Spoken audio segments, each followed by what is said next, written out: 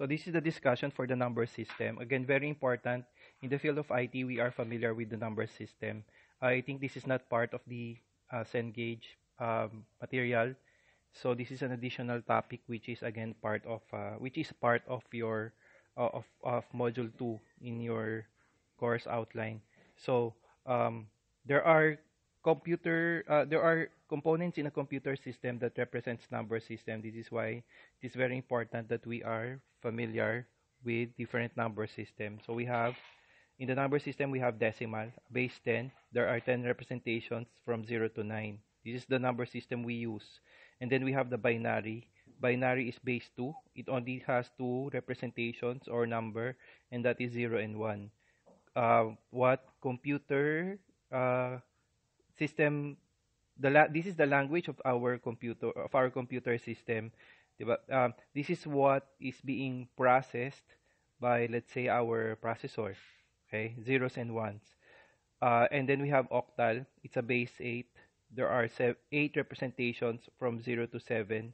And then hexadecimal, which is alphanumeric in nature. There are 16 representations, 0 to 9, okay, 0 to 9, and then A to F, A to F, okay.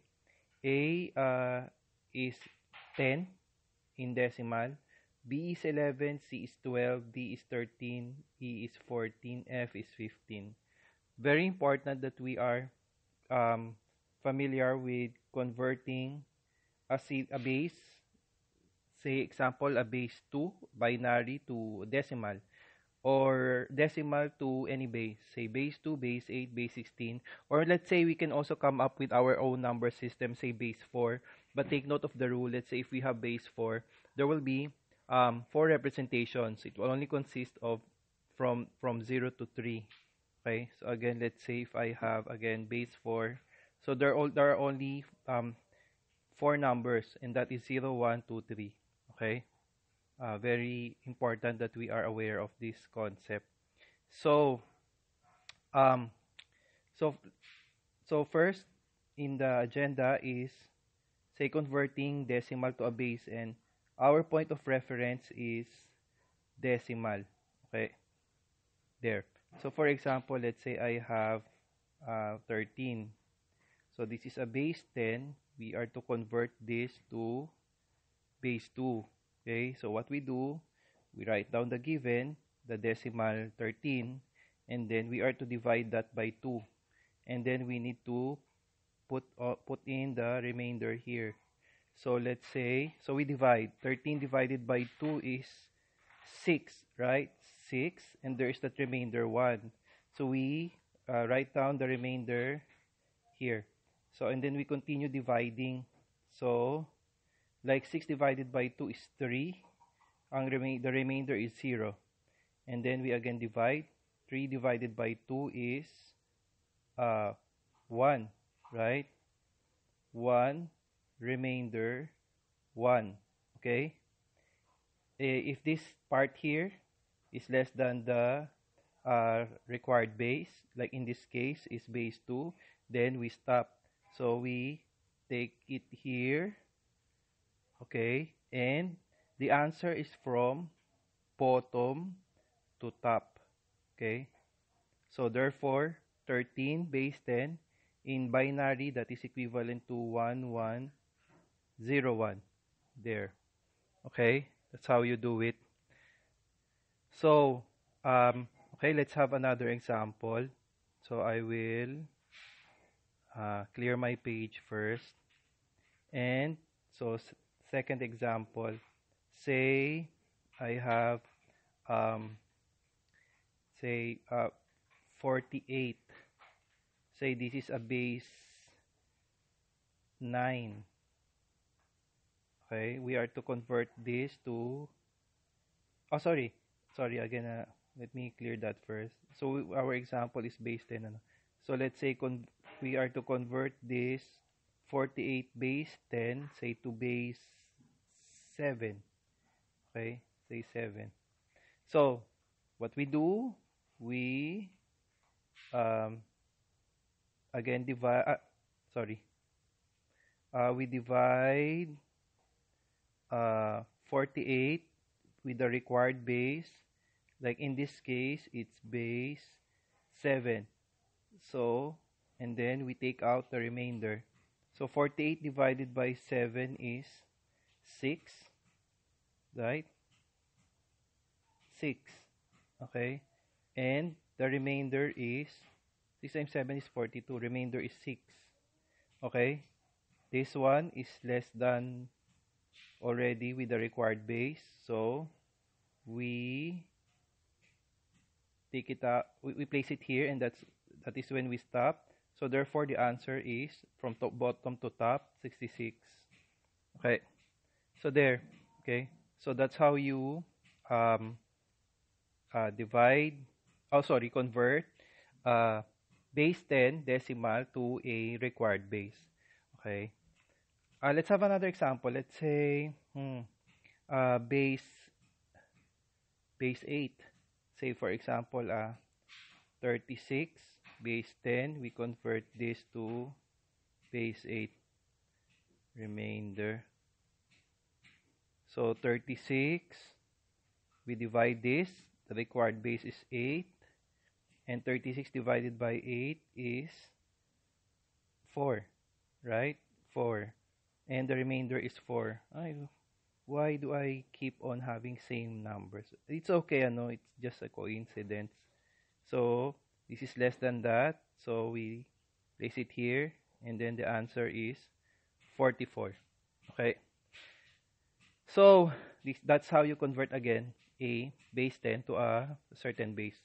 So now let's cover converting. Clear. We now this time we convert base n. Okay, base n to decimal. Okay. So example, let's say I have 11010. So let's say this is a base 2. We will convert this to base 10. Okay. So let's say again, we'll convert this to base 10. We'll use the concept of positional notation. If you remember when we were I'm teaching a grade 3 here. I have a child here who is in grade 3. And I remember they are taught, actually even from grade 1, they were taught already of this positional notation.